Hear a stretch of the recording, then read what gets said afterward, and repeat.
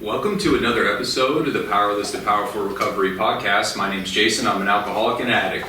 As always, our mission is to share experience, strength, and hope across multiple media platforms. The story of addiction and the road to recovery. We are not affiliated with Alcoholics Anonymous or any other 12-step based organizations or groups in any way. And here we are, Ron. I got my co-host, Ronnie, no matter what. What's up, Ron? What's going on, Jay? I mean, fresh out the hospital. Fresh. You still got those grippy socks on? No. Oh, no. Did you take anything home from there special? I just, the little baby shampoos. They make my beard smell so good. Thank God. Thank God. It always smells like hot wings. Always. It always smells. Ron was in the hospital. He was going through some things. And I'll tell you right now, just the power of the fellowship and what it's like to have good friends today. I mean, dude, you had 20 visitors at all times. Yeah. How was that, dude? It's funny you bring that up because we were talking about that today. Just the influx of individuals in my life that were showing up at the hospital, like the all-timers, I call them all the timers were there, right? The people that I talk to every day on the phone, right? My sponsees, my sponsor, you, my lady. But then people just started showing up that I'm Facebook friends with, or I met them. You had some Sanctuary ex-clients show up. Man, just showing up, bringing me cases of Gatorade, just saying, hey, I seen on Facebook, and it was just really overwhelming, and it made my hospital stay worth it, because everything happens for a reason. That's right. Nothing happens in God's world by mistake, and that is so true, because today we got a special guest. Super special. Adam T is here on the show. OG Adam. What's up, Adam? What's up, gentlemen? It's good to be here. I mean, I'm glad you're back. I mean, you're back for round 2, brother. Round 2, I couldn't miss it. I mean, you couldn't miss it, but we got Adam in the building, man. And it's so important, really, to always try to see, right, the evolution of what it's like when you work a program and you're committed. Because what ends up happening is we become good employees and we start understanding, financial literacy and being responsible and how to be a father again. And so we're going to go through your journey. But I also want to say, this is season 4.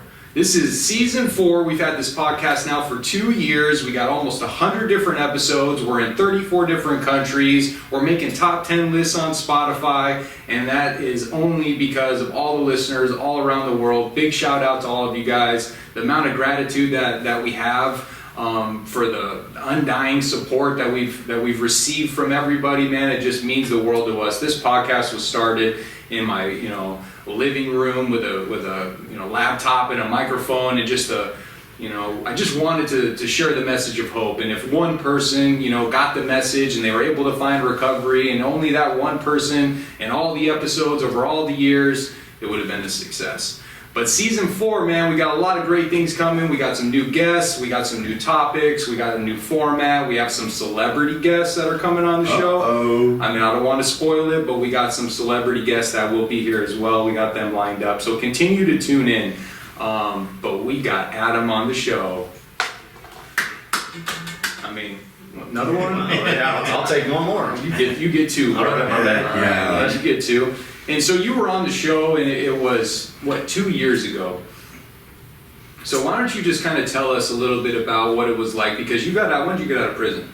I got out February 24th of 21. Okay, so it's been 2 years just about, right? A little over 2 years. And I got out on March 19th. And when did you get out, Ron? March 31st. March 31st. So we all got out within 30 days of each other. And the evolution of all of our lives is what it's all about, right? Because we can go to meetings and we can share experience, strength, and hope. We can talk about the book. You could have a meeting with all your guys at work, and you could share all these things. But what it's all about is seeing the action and everything that comes from taking action every single day for your life. But why don't you just take a moment, and also say, if anyone wants to hear Adam's story from start to finish, it's I think the second episode I ever recorded. You can go on Spotify, iTunes, anywhere you find a podcast, Powerless to Powerful, you can find it, and you could hear his whole story. But really what I want to start is from the last time you were on the episode. So why don't you just take a moment to kind of share where you were at, what your life looked like, just so we can kind of get a baseline of the amazing things that have followed. Oh, sure. It was early in my release.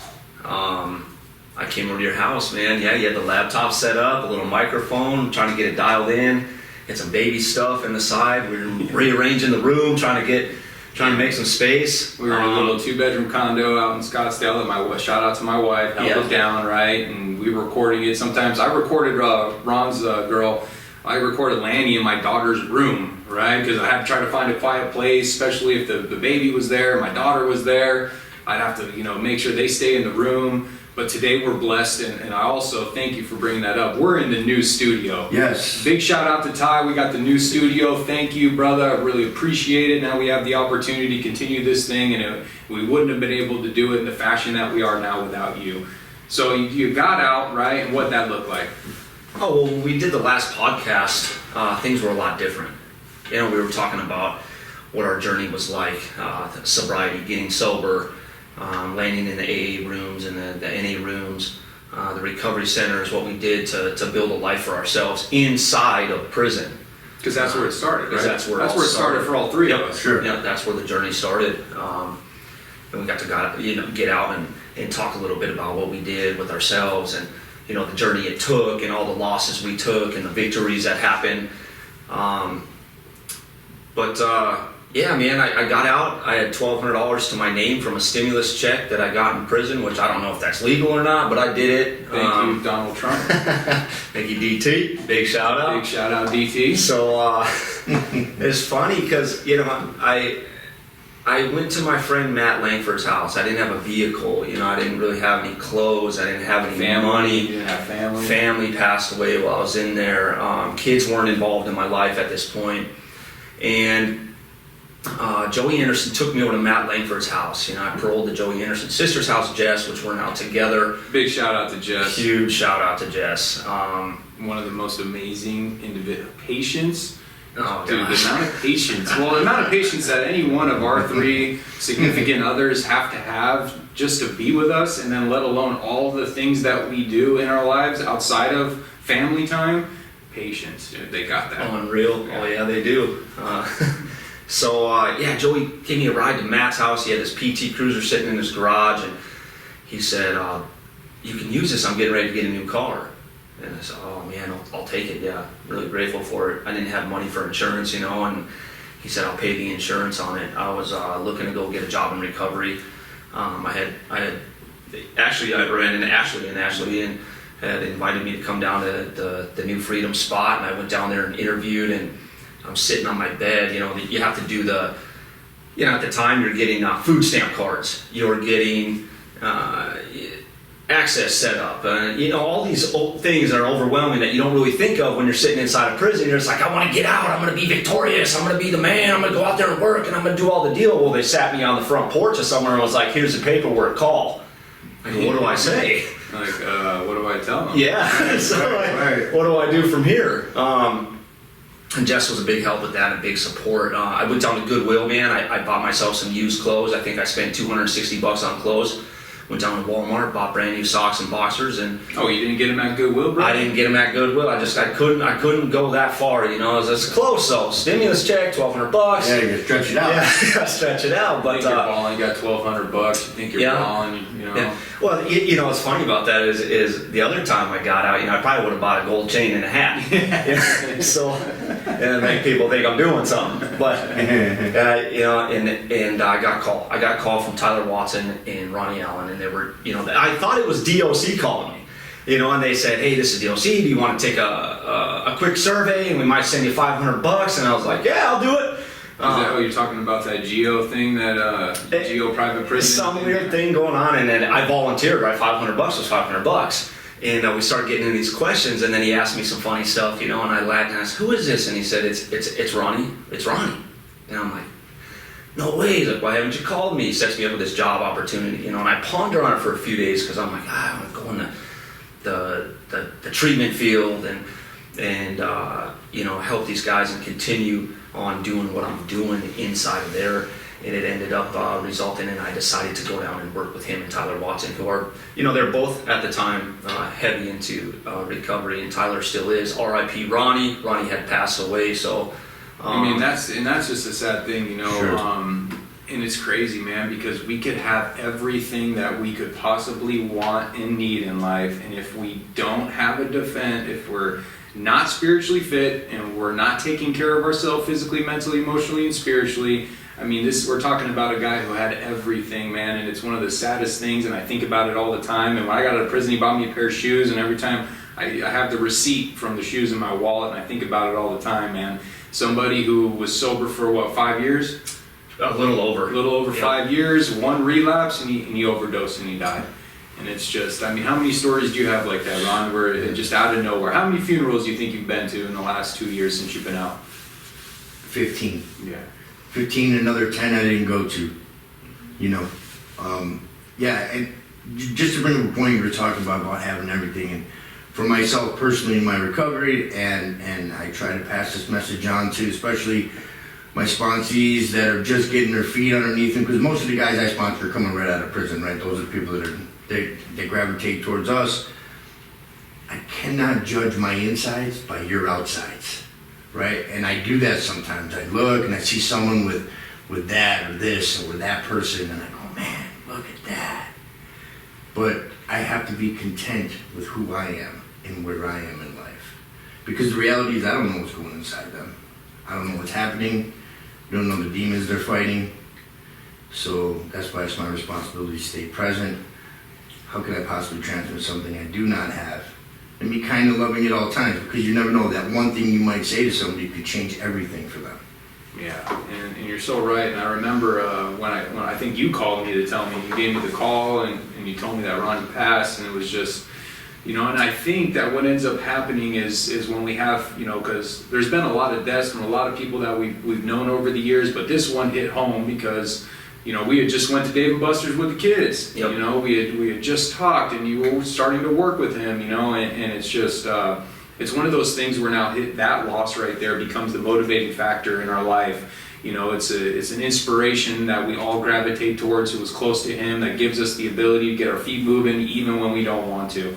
So you end up taking the job at Mission Restoration, right? And you're getting into a field, you don't know anything about it. So why don't you pick it up from there? We're talking about being broke, living with your friend's sister, right, who's now your girl. And I told you that was going to happen. Do you remember when Yes, we sat you did. in the rec? Yes, you did. We sat in the rec closet on the DOC yard, and we started talking about this and paroling to our house. And I said, dude, you guys are going to be together. Well, maybe, probably not. Who knows? I'm not trying to get in a relationship. How many times we hear that? Man. And here we are, brother. But I'm extremely happy because she's amazing. Jess is awesome. Yeah, dude, she's amazing. Super awesome. So we're talking about spending some money at Goodwill to get clothes, borrowing a car from a friend, not even being able to pay the insurance, taking a leap of faith in a new job, you know, not having any family support other than your friends. I mean, you're really, truly starting over. And now you get into a job where it's a sales job. You got to learn the field, and it takes, what would you say, 3 to 6 months before you're able to actually, so why don't you take that part? So why don't you tell us what it was like? Because I remember all the long talks we had about it. What was that like, taking that leap of faith into a new career path? How were you feeling? What were you thinking? Oh, it was treacherous. Yeah, it was quite a journey. Big shout out to Josh Schnitzel. He picked me up from prison, brought me out, bought me a brand new pair of shoes as well. So I don't want to forget him. Yeah, let's talk about that. I'm in a car. There's no air conditioning. It's Phoenix, Arizona. It's hot. I'm doing door-to-door sales. I really don't know what I'm selling. I'm watching all these guys, you know, just flourish in the industry. And flourish is an understatement, dude. Yeah, so killing it. Yeah, I'm driving up to Payson. I'm driving up to Flagstaff. The car's overheating. The 3-month period in between that time. Big shout out to Adam Mills. He always says this. He's like, I'm working for free right now. As I'm working for free until you get paid, because it's all commission-based jobs. But you know, I wanted to quit every day. I was always calling you. I was calling Josh. I was telling people, "Oh, this, I don't know if this is for me, man. This, I can't do it. You know, it's just so hard." But I remember being in prison on the wildland firefighting crew, and that was hard. That was hard. Right? I lost 3 toenails. Big shout out to Superstition. Yeah. Big shout out to Superstition. Florence crew, my bad, brother. Yeah. Big shout out to all them. All the guys out there, you know, doing the deal in prison. So, and I remember humping that bladder bag, and I remember going, you know, to work at 5 o'clock in the morning, making it to that gate. I remember like pushing myself, and I remember where that brought me. And I wanted to give up so bad out here, because that was my normal go-to out here, you know, for 20 plus years. Just screw it, I'll go somewhere else. I'll just do something else. Oh, this isn't for me. No, I'll just hit Right. one lick and it'll be all Let's hit a right. lick maybe, yeah, or I'll go somewhere else, you know, where it's easier. Everybody wants the easy route, including myself.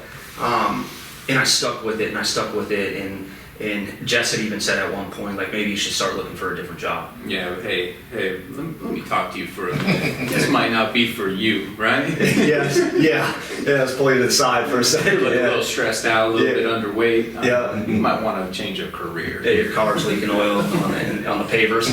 So, yeah, I stuck it out, and I had gotten my first check, and I was like, oh, thank Lord. I think it was 4 months into it. How much was the check? It wasn't much. It was like $3,700, and then you know, the next week, the next payday got, you know, significantly larger, and I thought, whoa, hold on here. Hold on, I'm onto something. Yeah, it is working, right? Because everyone comes on, including me, and they go, oh, no, this isn't working for me. And I was like, you just got to hang tight. So yeah, that started taking off, and the team is growing, and we're having a great time. At the time, I wasn't able to see my kids, you know, for that first 3 months, and the mother of my children, you know, wanted to take me to court. I ended up getting primary care residency and with 50-50 custody. Yeah, we did. Yeah, Hold 4 on, months brother. later. Hold on, Yeah, brother. Yeah. And so we're doing the off and on thing, and you know, the job continues to evolve. The people continue to evolve. Everything continues to evolve in my life, like we were discussing earlier. And I think one of the best parts about just all three of us have this unique opportunity in you know, with the companies that we work for, where we're at in life, and we have this ability to bring our friends on and put them in a position to be successful. You know, because I had an opportunity at Sanctuary. I'm extremely grateful for the opportunity that I had there, and they gave me the ability to bring on, you know, Preston and Rashawn and dude, so many different people, sponsees of mine, Joseph, Kyle. I mean, so many different sponsees, so many different men that I was in prison with or I had sponsored, and they gave me the ability to hire them, to give them purpose, to pursue their passion. But the problem is that they were pursuing their passion, but they weren't able to have financial, you know, freedom, right? It just wasn't available there, and that's just reality. And so it was really hard for me to sit there and watch all my friends work their ass off and be broke, and I hated to see it, right? And so now with the new opportunity that's now came, now Ron and I, you know, have this opportunity to put some people on. How does that make you feel, Ron? To have the ability to, you know, have the men and women in our lives come down and see the massive facility that we have, 45,000 square feet. We're in 3 different cities, about to open up something that's just massive in the reentry lane, and we get to bring everyone, you know, aboard, man. How does that make you feel? It doesn't feel real sometimes, right? Like I really have to keep myself grounded. And Adam and I were talking while you were trying to get everything set up. I was talking about not reacting to situations, taking a moment and pausing when something happens. May it be good or may it be bad. And taking that time and be able to do that and not just be part of a solution, because ultimately that's what I think all three of us are after, a part of a solution, but being able to do it so we can financially help ourselves and the people around us and watch them flourish and grow. I love nothing more. Like, I know I watch on Facebook, man. I'm a big fan of you guys over there, and I love seeing the trucks, right? The guy who gets the new truck and he pulls his truck up to yours because his truck's better than yours because he just bought it. Yeah. I'm like, yeah, get at him, you know? I love that, having that opportunity to do that, so I'm excited. We're going to be able to continue to do that in the future, and we're going to be able to sustain that. And more importantly, we're going to help men and women coming out of prison. Yeah, I mean, that's ultimately the most important thing, but also what comes with, you know, having a massive footprint is the ability to pay people to not only pursue, because that's the biggest problem with working in recovery, right? You've either got to work and pursue your passion and struggle financially. It's either one or the other, right? And it's usually just the passion, that's all you get. But if you have a massive footprint and thousands of clients, then if ownership has their heart in the right place, then they're able to take care of their staff as well.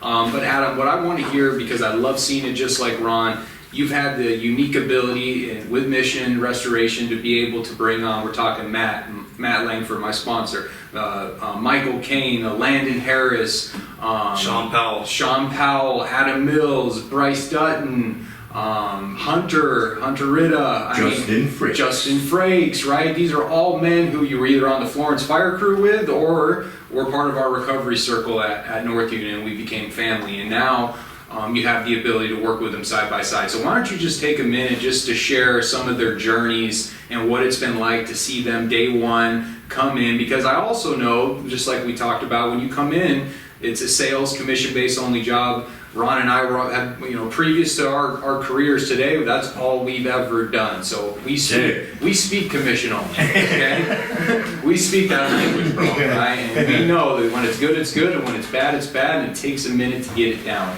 So what's it been like seeing all these men coming onto your team, usually fresh out of prison, and now watching them go on Adam's Facebook and just take a look at what they're doing over there. It's truly remarkable. So why don't you share what it's been like? Oh man, you bring tears to my eyes. It's when you put it like that, it's been a journey. It's been a blessing, and I didn't want to live it by myself. I wanted my buddies to be involved. I wanted anybody who deserved or wanted to take a chance or an opportunity with their career. And I wanted to quarterback it and say, let's do it. I want to throw you the ball. Let's see if you can catch it. And you've been throwing a lot of touchdown passes. Hell yeah. Why don't you speak on a couple of them, man? Why don't you speak on, maybe Maddie and him making a career jump and being able to work with him, or, a Landon getting out, and Adam, you just had a call right before we started the podcast from him, just talking about the amazing things going on. Why don't you just share a couple of their journeys? Oh my gosh, I'm gonna start with Sean Powell. Yeah. I'm gonna start with Sean Powell. Sean Powell was my third guy that I brought on. And I talked to him on the phone. I saw him get out. He was on Facebook, and I was like, this is a guy.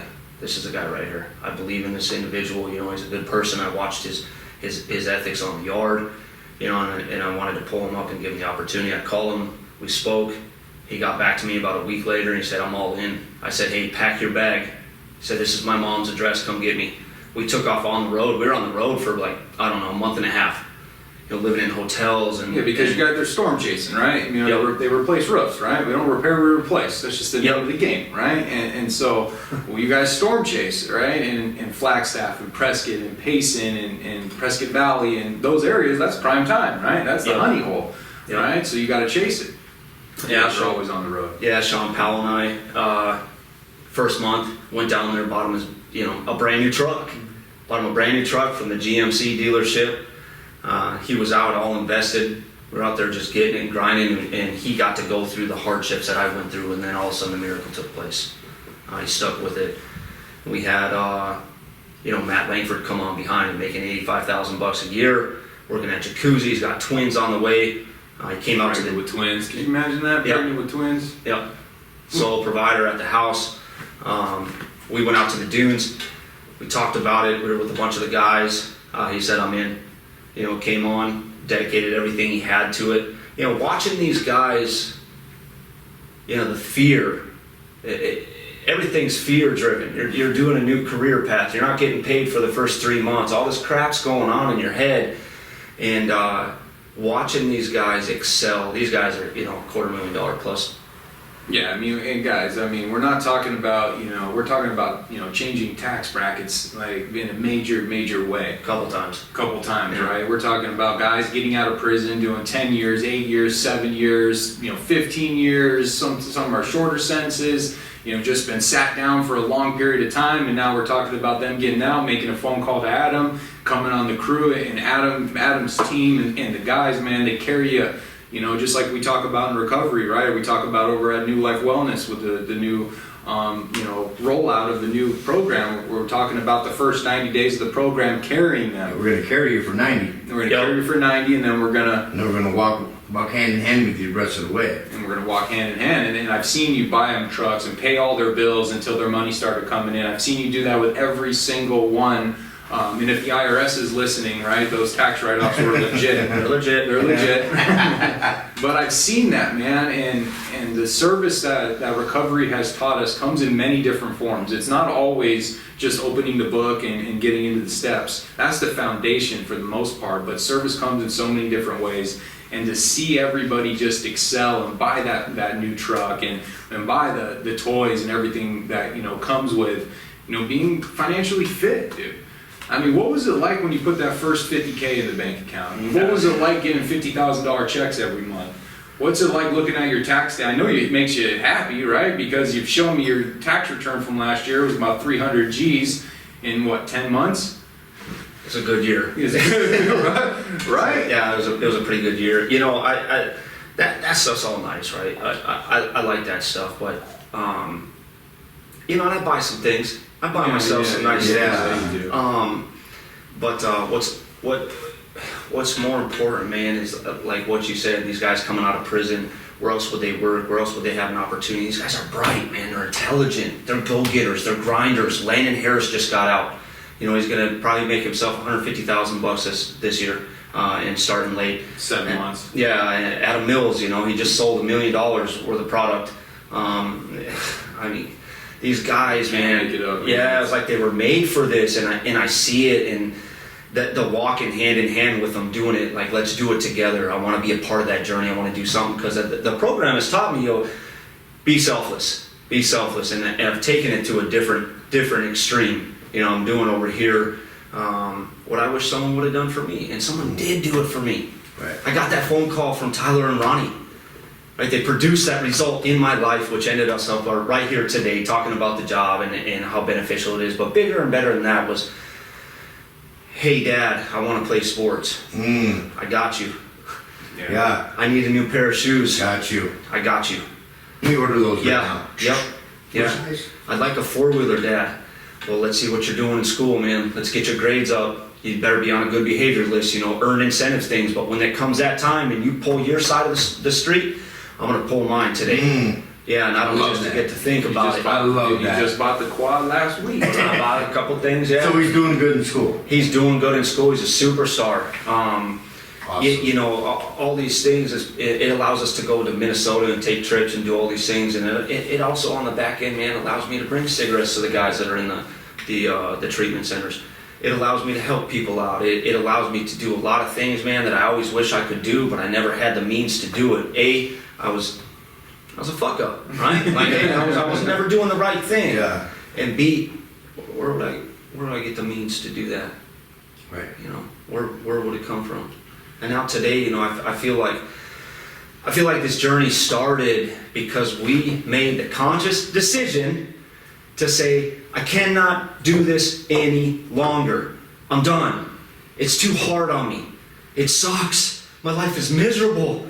From that day one, and I said, I'm not going to do it anymore. I'm not going to get high. I'm not going to abuse people. I'm not going to do all this crap that I used to do.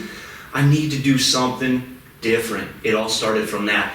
In the gains, the mental, emotional, physical gains that we make through the process of growth, through the program, through the friendships, all the things that we made, all the friendships that we made at it. Jason and I were so tight in prison, and there's a bunch of other guys that were so close, and we all stick together, right? And we heard about you, Ronnie, in there, and Jason told us all about you, and you come out and you're following the same path as Jason and doing these things.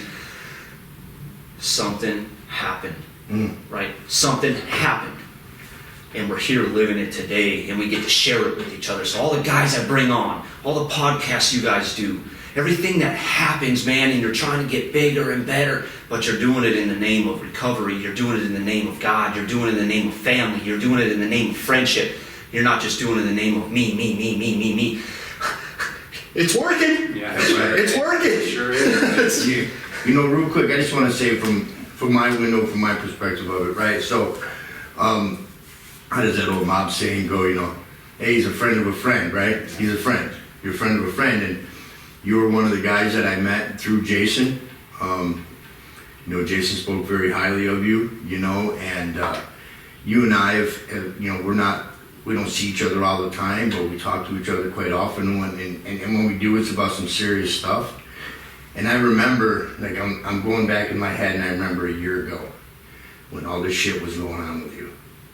And I needed a speaker for Arcadia. And Jason said, call Adam and tell him he's doing it.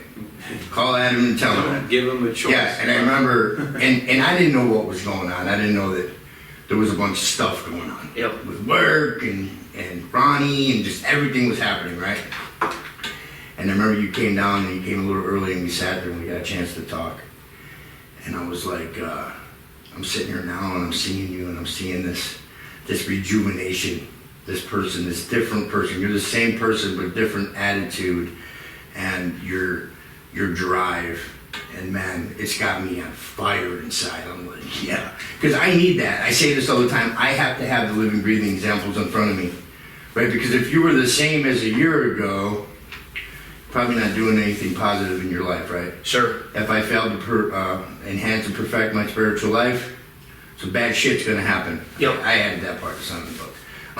You know. I was about to say, that's not on page 85, bro. No, but some bad shit will happen if I do not continue to work on my spirituality and myself and my insides each and every day. Yep. And I see this, man. I'm just like, man, Adam, you're a good cat, man. I like you, dude. I like to say something, and this is, I like to tell this to everybody because we get inside and people see us speak and they see us flourishing. They see us on top of the world compared to where we used to be, and we feel it and we look at it. Sometimes, but things don't always go the greatest. Jess and I, we dealt with a split up, a separation for a little while. Kids went back to their mom. I'm running around working, doing these things, man, and I don't think I was at a point where I was going to use again, but I had lost control of what was going on in my life because I was choosing different things in different ways.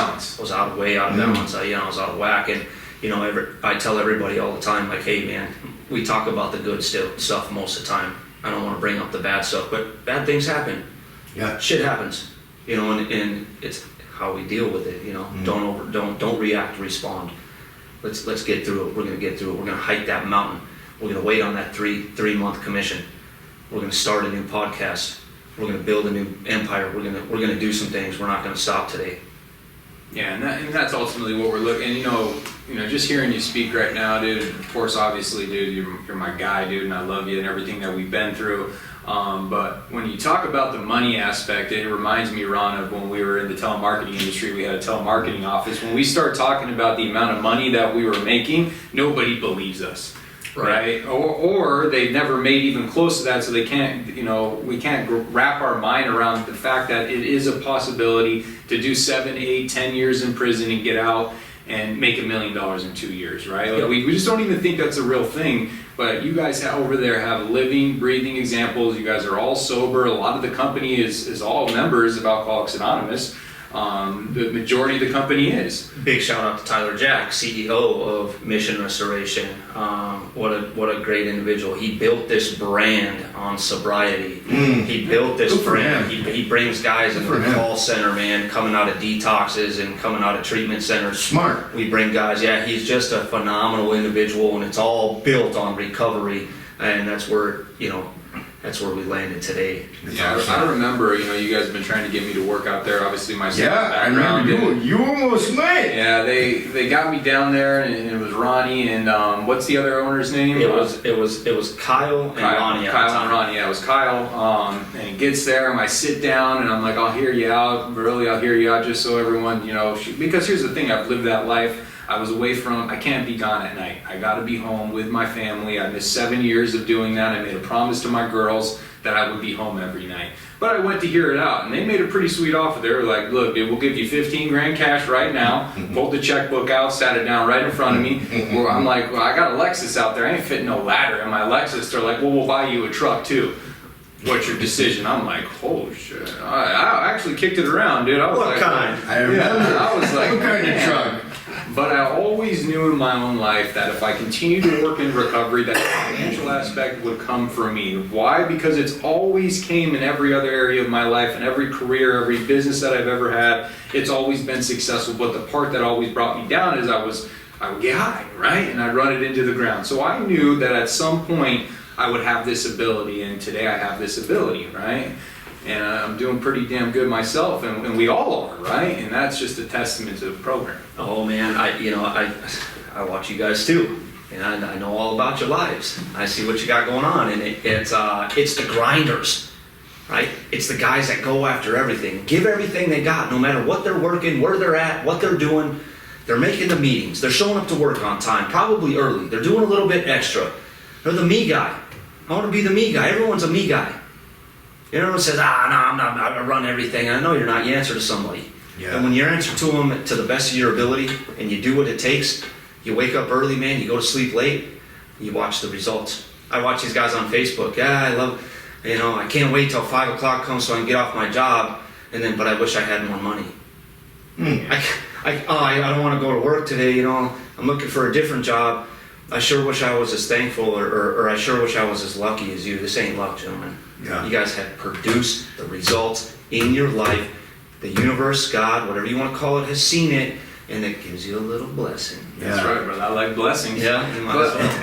And I want to take it back for 1 minute because, you said one thing. It was all based on that day one, that gift of pain and desperation, and you were in that moment, you were willing to do something else. All of our journeys are different, but they have that one common, well, there's a lot of similarities, right, of course, right? But we all have one thing for sure in common. We were all given the gift of pain and desperation. And the second thing we have in common is we capitalized on it, and we got recovery, not relief, right? And that's now transitioned into every aspect of our lives. But I want to take a couple moments for all three of us just to kind of share that step one, right? That powerless, that unmanageability, the gift of pain and desperation. Just a couple minutes of what that pain was like and where we are. Because I never want to forget that day, right? I never want to forget what that last run took out of me. But what brought you into the rooms? Oh, it was terrible. Yeah, sitting on a prison yard, passing a cell phone around that could get you 5 more years, passing a rig around that could get you 3 more years, having a dope sack be brought in, whatever, however. All these things, and then going to visitation and seeing your kids strung out, just constantly letting people down in your lives, especially me. And I was done. I felt like my whole immediate family had died off, man. That last time I was in there, And they pretty much did. Yeah, and it was just I had enough. I had enough, and Josh Nitzel. Mm-hmm. Big shout out. Yeah, big shout out to big old Josh. Lost. And he said, let's go to a meeting. I couldn't stand a meeting. And bring me to a fucking meeting, dude. My parents like meetings, and they're the most boring people I've ever talked about. And when I did go into meetings, it was at this one, and everybody went in there and talked about how, my life is, I had a hard day today, and I've been sober for 7 years, and people just don't like. And I'm thinking, dude, fuck you. I don't want to be in one of those places. But when I got into recovery, I noticed that I just hit the times where people maybe were down on their luck or down on their spirits or something, and I listened to that, and I didn't take any of the positive with me. I took all the negative with me because I was a negative person, and I walked out of there and I made it as an excuse. I'll never go back in there. Yeah, those people suck. They complain, they cry, they whine, blah, blah, blah, blah, blah. I'll go shoot dope and go to prison. Yeah, I'll show you. So I finally walked in those rooms, man, and I realized how far behind I really was, because we got Brian Houlihan in there. We got Jack Van Kooten in there. We got Shane Beck was in there. We got Maui. We got Maui in there, yeah. And we got some guys that are saying some things, man, that I was just mind-blowing. Yeah. And I'm in there talking about, yeah, man, straight up, fool. Yeah, dog. I'm talking like I was still in 16 with my pants hanging off my ass. It's time to grow up. It's time to get with the business. And they had something I wanted, man, and I said, I want to be like that. I want to speak like that. I want to look like that. Maybe time to wash my clothes or something. Maybe time to do something with my life. And plus, I was hurt. I was hurt. I was done. It was over. I didn't want it anymore. I wanted something different. I didn't know what it looked like. I never knew we'd be sitting here doing a podcast. I never knew I'd be taking trips. I never knew I'd work with all my friends. I never knew I was hitting meetings. I never knew I had a call list as long as the world of people I can call and count on. I never knew it. All I knew was I just wanted something different. Yeah.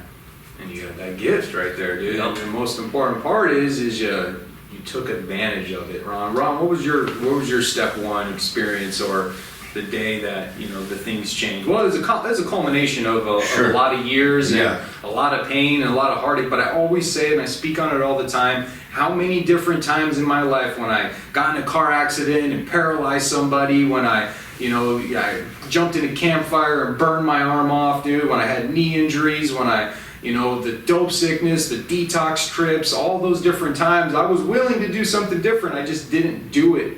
I just didn't do it long enough to get any sort of change like the change I've experienced now. So what was it for you, Ron? Sure. I think for me, as you said, it's a combination of things, and it truly, the meaning of the first step for me, the instructions on page 30, which I know you know, we learned that we had to fully concede our innermost self, right? So here I am on this prison yard, beginning of the 7-year sentence, for everyone knows my story, Sean put his hand out and invited me to come to a meeting. It really wasn't a meeting, it was just 2 or 3 guys hanging out, doing something different. And I remember I went into that little meeting, informal meeting, and I sat down and I drank a cup of coffee they had for me. And they gave me one of those little red big books. Yeah, the little mini ones? They had one book on the whole entire yard, on that yard at that time, and they had one, and they gave it to me. And I remember I cracked it open, and we learned we had to concede our innermost self. So what did that mean to me? I went back to that memory tape of all those times, all those experiences in my life, that for the first time in my life, I was praying to a God I didn't believe in. My prayers sounded like this: I don't know if you give a shit about me anymore. I knew there was a God, but I didn't think he cared about me anymore. I thought I used up all my helps, right? My prayers sounded like this: I don't know if you give a shit about me anymore, but please show me what to do next. I can't do this anymore. I cannot. Either end this shit or show me what I need to do. And I just kept going to that meeting every day at 3 o'clock. Every day at 3 o'clock, I knew that's what I was going to do. And I went to that meeting, and I went to that meeting. And before I knew it, it became my meeting. And then I became the person making sure meetings were in every day room. And then it evolved from there. And that was truly my concession of my innermost self, because I just couldn't do it anymore. I couldn't figure it out. I used to pride myself, like you, Jason, on we're quick talkers. We can get our way out of situations. And I had no more plays left. Like, there was no more plays. There was no more moves to make. You just kind of, I think over the years, you just kind of slowly beat yourself into submission, dude. It says most alcoholics have to be pretty badly mangled before they commence to solve their problems, and I was in the hole in Kingman, right? I had just failed another UA, right? I knew I wasn't going to be able to see my wife or talk to her for at least a year. I got no friends. Everything that I used to pride myself on and stand on. Well, dude, yeah, I do this, I do that, and fuck that dude for doing that. Well, I became the dude that I used to talk shit about. Dude, fuck that dude. Yeah, that dude was me. That dude was now me, right? And I was in the hole, and I wanted one more phone call to lie to my wife about how this UA she's about to see on the doc.gov website's a misunderstanding, and it's a contaminated sample. Right? I love you. Put some money on the books. Pubic hairs in it. Yeah, I put some 6-inch pubes in the cup. That was my master plan, because they'd see that and they like pop it open like a snake and be like, oh shit. That'll fix it. Yeah, they're not. Yeah, I read some policy. I'm in the vent next to the dude next to me in the hole. Hey, bro, policy 83C says I got this one beat. They come on the intercom about 2 hours later. They're like, you're on report for a dirty UA. I'm like, oh man, I want one more phone call. And I remember I tried for a whole week to get that phone call. I'm 110 pounds. I had a worse habit than I've ever had any time in my life than that period of time right there. And I remember when I didn't get that phone call, I had a break from reality, and I became the shitter and the spitter, dude. Right? I became the dude who floods the cell, kicks the door. I lost it, man. And they put me in a restraint chair, and I sat in that porter closet. And for all the people who've heard my story, you know the story, right? And I had some big realizations in that moment. What my life had become. I'm all alone. I got 3 more years left to do. I don't got a friend in the world. My wife wants a divorce. My parents blocked the phone number. They don't want nothing to do with me. They're sick of hearing my shit. My brother hadn't talked to me for a year. I had no friends there in Kingman, and here I am, and what am I going to do? And I remember that I sat there for 90 days in the hole by myself, just wanting to do something different and having just a little bit of willingness, open-mindedness to do something different. I was honest with myself about what my life was truly like. And then they brought me back to North Unit. And then I seen Josh, and then I seen you, and you guys had already found recovery, and you guys became visual proof to me that I know because I was in the spoon with you guys. And the tone of your voice, the look in your eye, how high you held your head, all those things like it talks about in the doctor's opinion, from a trembling, despairing, nervous wreck, emerged a man burning over with self-reliance and contentment. That was you guys. And I knew from that moment that if you can do it, then I could do it too. And I got busy. All three of us got busy. You know, you had the fire crew plus recovery. I always said that was a path of recovery in itself. The amount of accountability, the fellowship that was there, the hard work, the dedication, the principles that were instilled into you there that you carry with you today, then hidden meetings on the yard as well. And Ron went on for 7 years to keep his foot on the gas. And I hit my gas at 3 years to the gate. And then we got out and we hit the gas. And now our lives are representations of what happens when you hit the gas. And that's what it is. Right? And whether you believe it or you don't believe it or you think we're full of shit or any of those different things, then that's for you to believe. But the truth is, if you want what we have and you're willing to go to any length to get it, then we can show you how to. You showed about 10 different men on your crew that. We've sponsored between me and Ron, and brought this whole table, we probably sponsored 500 men over the years. We can show you, right? And it's always about that step one, you know. And so just to kind of transition a little bit, you know, I think it's always important that we never forget those moments and why it's so powerful to share on them, because that was the launching point for our lives today. But you're right, dude, good days and bad days, right? They come and they go, but the most important thing is we try to live in the solution, right? And so when it comes with right now, you know, what I really want you to share about is probably the greatest gift that you've been given is getting your kids back, right? And so what's it like being a father? And now you have custody, right? So why don't you just share about the kids for a second, because that is so critical, right? Okay, yeah, you just brought tears to my eyes. Big victory. Yeah. You know, big victory for them. Yeah, for sure. And, you know, I want their mother to get healthy so bad. You know, I want her to get healthy so bad, and maybe something will happen soon someday. But you know, when Jess and I got the kids originally, there was a lot of behavior issues. There's a lot of things. We brought them into a household, and it's our house, Right. and we want it our way, and we're not used to what they're used to. And we're trying to get them, you know, and they're in school and they're getting kicked out of school. You know, things are happening, and we have outside, you know, government agencies coming and talking to us. You know, how are we going to change this, and what are we going to do? And it's, you know, this stuff is stressful. Sure. You know, this stuff is stressful. But today, man, you know what we did? We woke back up and showed up. Yeah, that's right. Yeah, we woke back up and showed up and said, I'm going to do it another day. We're going to get with it one more time. God damn, I'm going to tell you something about Jess. Jess is amazing. She is no joke. She's a real deal. And today, you know, I couldn't be more thankful. If I never got the program, I never got the friendships that I have. You know, if I've never done the things in my life to change, to show, you know, never showed up. If I never would have done that, man, I'd probably be an absentee father today, guaranteed. And yeah, well, you got the data that shows you that previous to you finding recovery and getting out this time you were, right? Yep, I was an absentee and father. even though I was there for my daughter when she was born that first couple years before I went to prison, I was there, but was I really there? I don't think so. Ron was there, too. I was there. She was my roommate. Yeah, Ron and Bella were roommates. Ron used to wake up in her princess castle and not remember where he was at. She'd have all of his watches and everything on. And, Oh, you know, but that's the greatest gift that we get, right? We get to be fathers again, man, and to see it with the kids and see them, you know, correct some behavior, you know, issues, right? And become good students and become good kids. Not that they weren't bad kids, right? But now because they've had a good example in their life, and now they know how to behave and how to act because of you and Jess, man. I mean, that's just what it is. Taking on trips, buying them quads.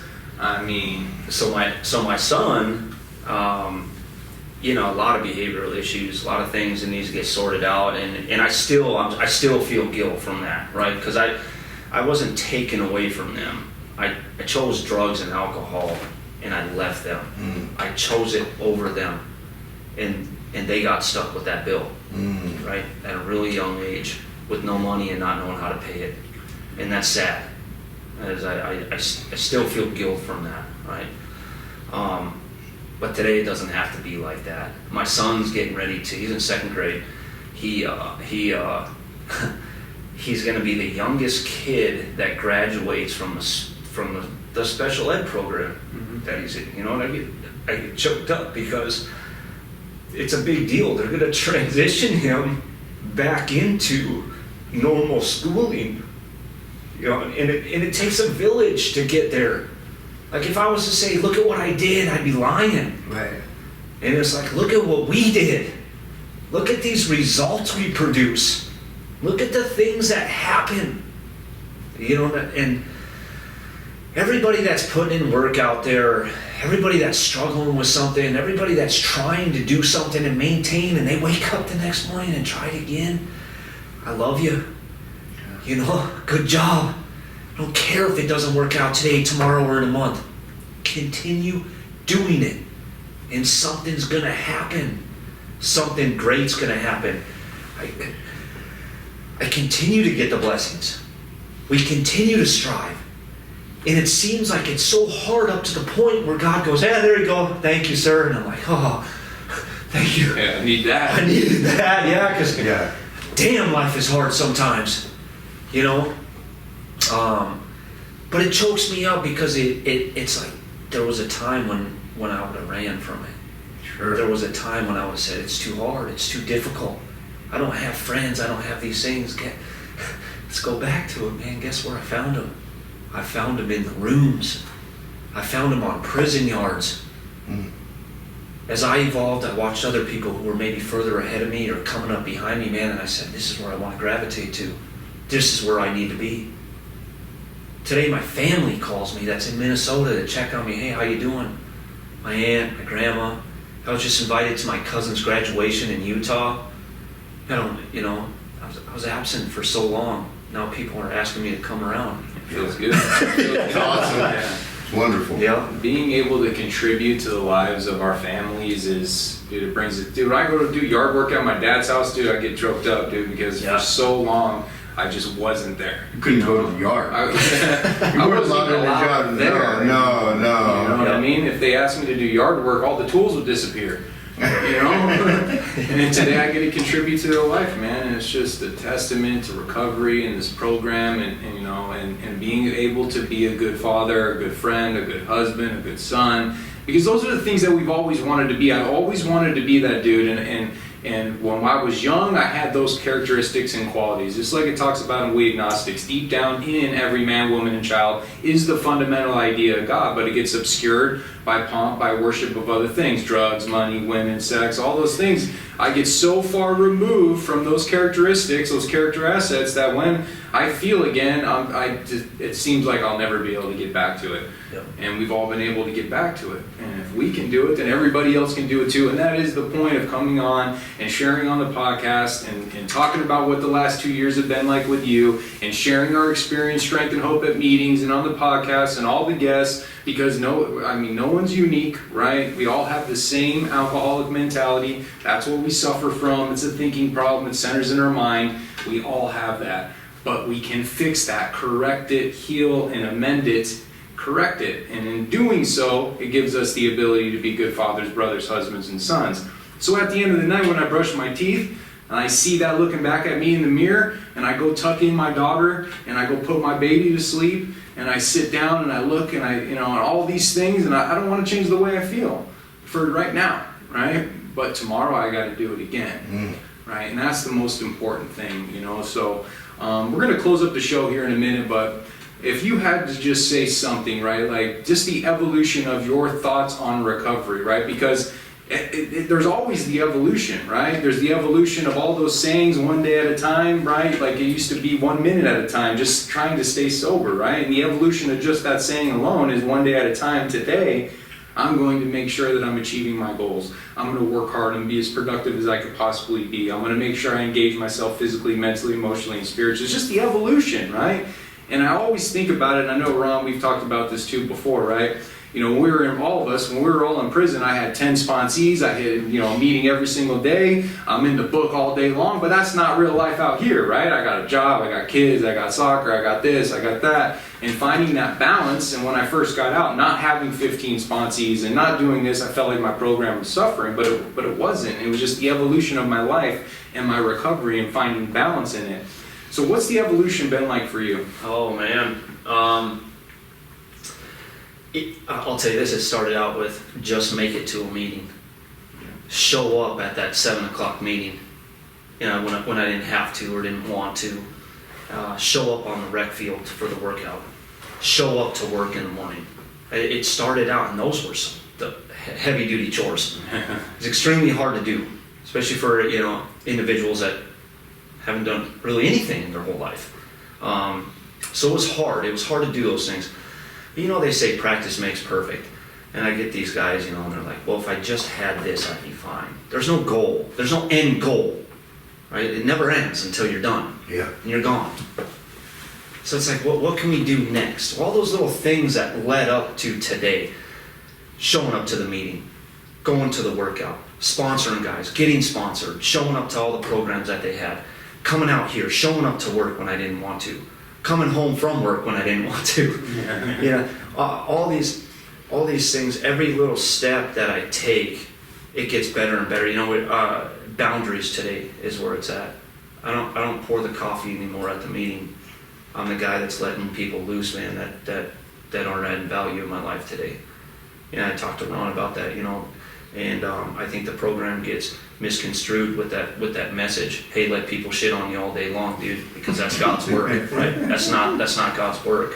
But I didn't understand that because I was so afraid to let people go out of my life that weren't adding any value, and I couldn't add any value to them anymore. And today, the evolution process from helping, wearing myself out and always being that guy and leading and setting the example. Today I do that, but I do it in a smaller circle.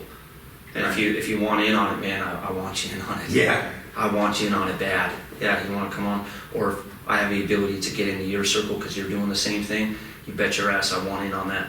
I want to be a part of it today. But today, man, as I evolve, I start to drop my string. Yeah, you're no longer allowed to ride on that belt loop if you're not doing the deal. People want to help people who want to help themselves. Man.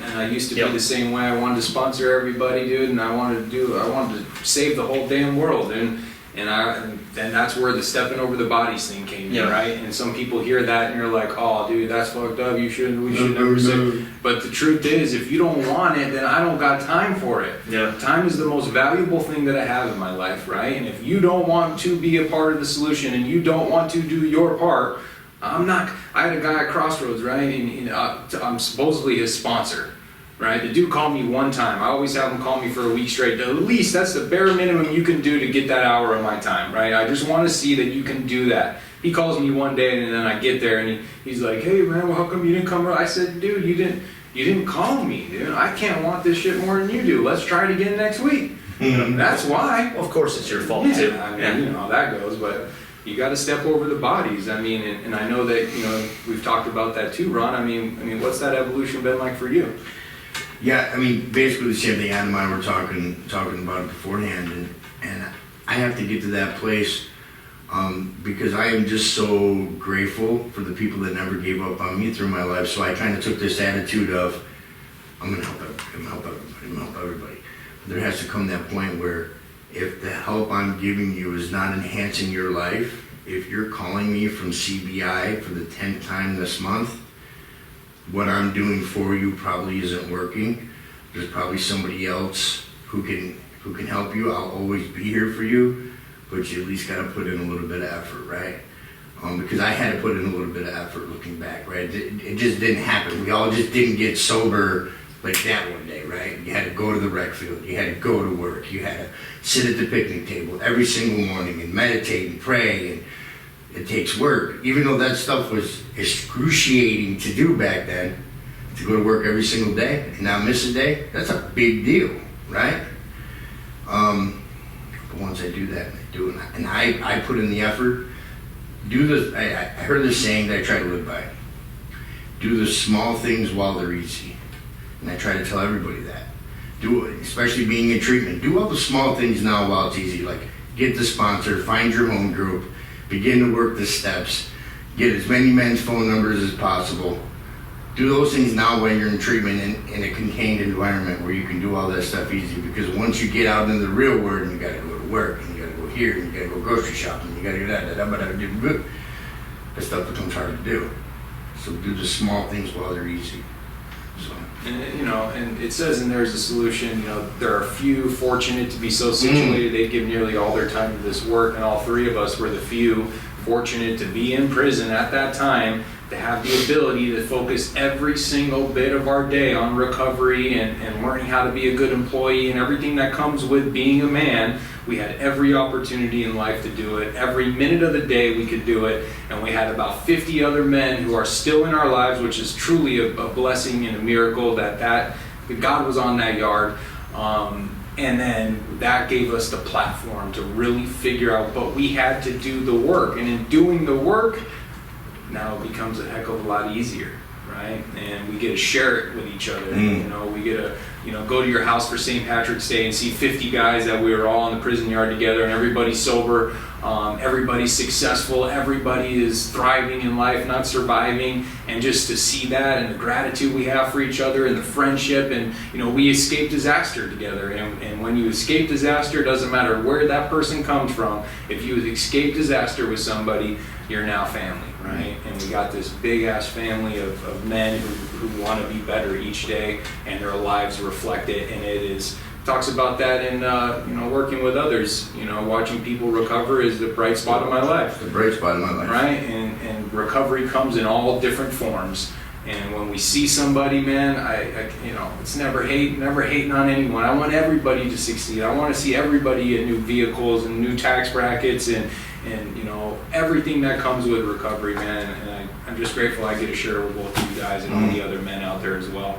But Adam, dude, it's been a blessing to have you on the show today. Is there anything else you want to say? One last, you want to leave us with a nugget?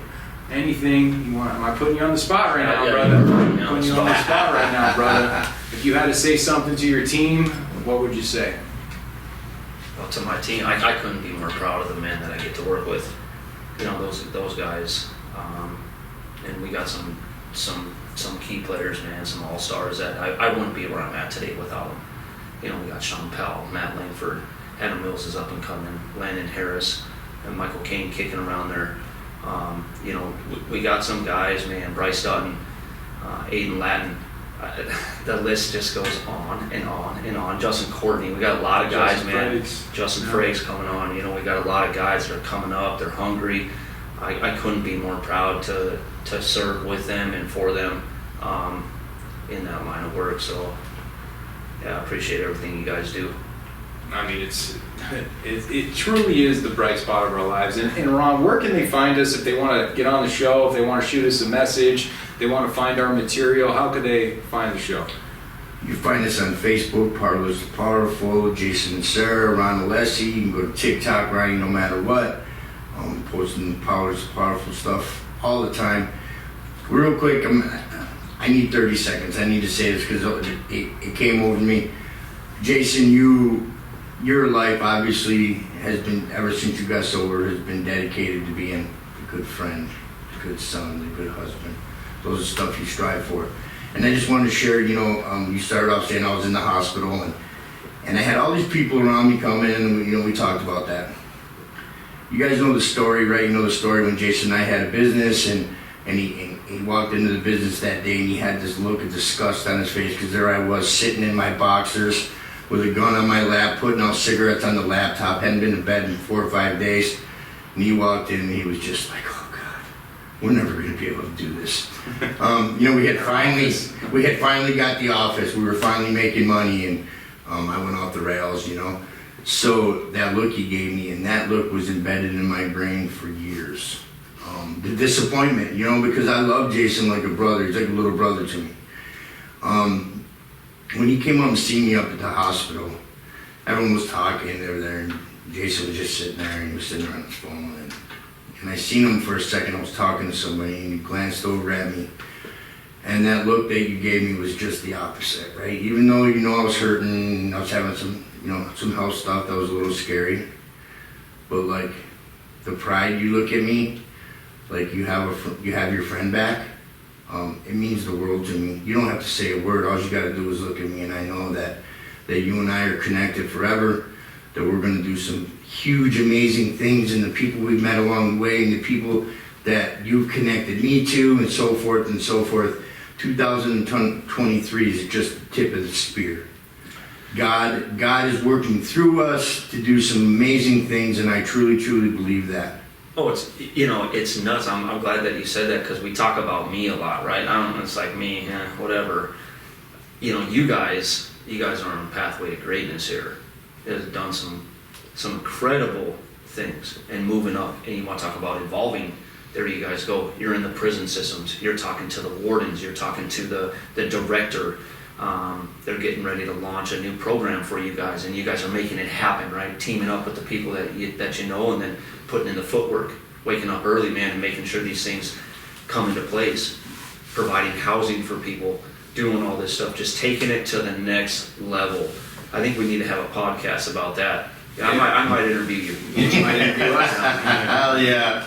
Yeah, and it's truly amazing. I remember that day when I came into the office and you were in your boxers with a gun and been up for days, and I'm coming in to do the morning meeting, and our employees are going to be there in 30 minutes, and I'm thinking, oh damn, this ain't gonna work. We're fucked. I was living out of the coffee closet in the office. He was living in the coffee closet in the office, and to fast forward here after we've all put the work in, and now to get to experience moments like this with all three of you guys, and and having a business again with you again, and working together professionally, and just experiencing everything, dude, it gives me an overwhelming sense of gratitude and pride to just have the type of people in my life I have today, and because life is an experience, and today we have positive ones. Some negative happen, that's life, but for the most part, we have a positive experience that we get to share together, man. That's what life is all about, making memories, man. And we've made some. And every single year, dude, we're going to get back on this podcast and we're going to talk about what it was like today. Fast forward a year and let's talk about the growth in that year, dude. And that's the accountability we need from each other. And that's what people need to see, that it doesn't stop once you complete your steps. There is no completion, right? It doesn't stop when you hit a year. It doesn't stop when you hit 2 years. It never stops when you get the job. It's only begun. And we have to continue to show people that, man. And in return, the blessings continue to come. So continue, for all of our listeners out there all across the world, man. Continue to subscribe, support, like, share. You guys know the drill. We love you. I'm pretty sure we pressed record on this episode. I owe Tony Johnson an amends. Yeah, I owe Tony Johnson an amends because we recorded an episode and didn't push record. Fire too. Yeah, fire. Yeah. And I owe him an amends. But for everyone, continue to support the show, man. We love you. We appreciate you. Tune in. Episodes dropping. Season 4 is here. New episodes coming out every week. We love you. Thank you.